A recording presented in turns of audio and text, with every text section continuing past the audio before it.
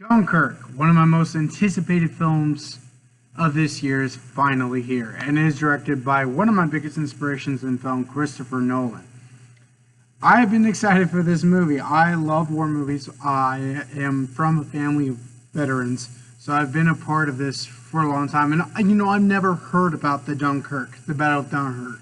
I've heard about stories, but I've never heard of this story. And leaving the movie tonight, seeing the film, already got my ticket in hand for tomorrow night. This is the best movie of the year. This is not without a doubt the best movie of the year. It's not without a doubt the best Nolan film.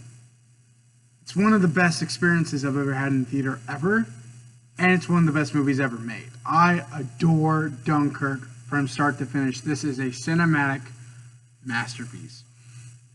Wow, was this movie intense. And it is brilliant, but it's so intense. I cannot go ahead and talk about Christopher Nolan gives without a doubt his best direction possibly in a movie. And I know he did Inception, and that might be his best. I have to just watch the Inception again. But I mean, oh my God. I mean, this movie is tense to the bitter core. And Christopher Nolan makes such a fantastic script. And also, incredible script, incredible directing, incredible editing, incredible cinematography. The score by Hans Zimmer is my favorite Hans Zimmer score yet. Even better than Inception. I am buying this score. Oh. So what is the movie basically about? The movie is basically about, it tells the story of 3 different stories about the Battle of Dunkirk, which was this big battleship that went down in the middle of the coast of Britain. I forget where it was. But pretty much you have 3 stories. You have these young men who are during the attack. You have Tom Hardy. You have Mark Rylance. Mark Rylance tries to rescue the guys with the help. It's the most rescued mission, I think, in World War II history.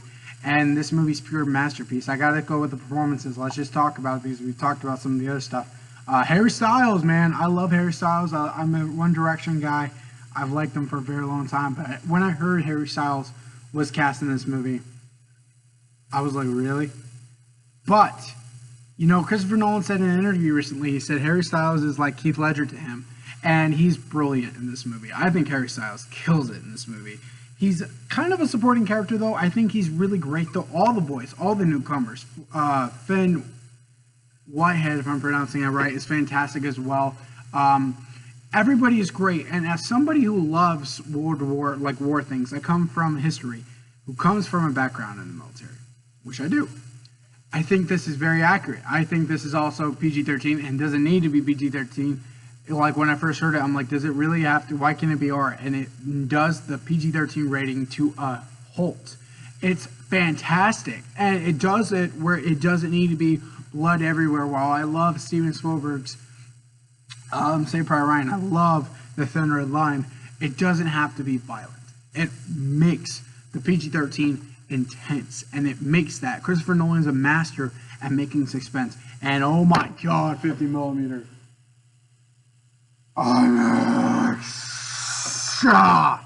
It's like my heart is still pounding for this movie. Tears were coming down my cheek. Tom Hardy is fantastic. One of my favorite actors of all time, Cillian Murphy, is fantastic.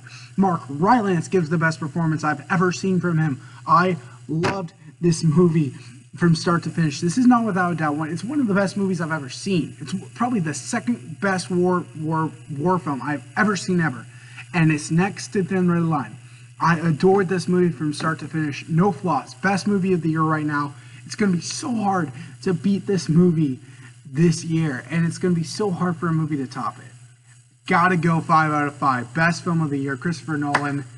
Academy, please give Christopher Nolan a director nomination. He deserves it. This is the movie where I feel like he'll finally get his award. If he doesn't, I understand, but the movie's going to Best Picture, Best Director, Cinematography, possibly Screenplay.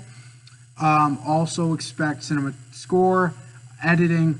That's what I would say. If you get 6 Academy Awards, I think he will get nominated. I think this is one of the best movies of the year. It's the best film I've seen all year so far. And yeah, that's my review, guys. Thank you so much for watching. Also, the Interstellar review is no longer up. The audio was not working well. So instead of 2001, review, which is happening Sunday. I'm going to redo a Interstellar review on Saturday. So look forward to that, guys. Thank you so much for watching.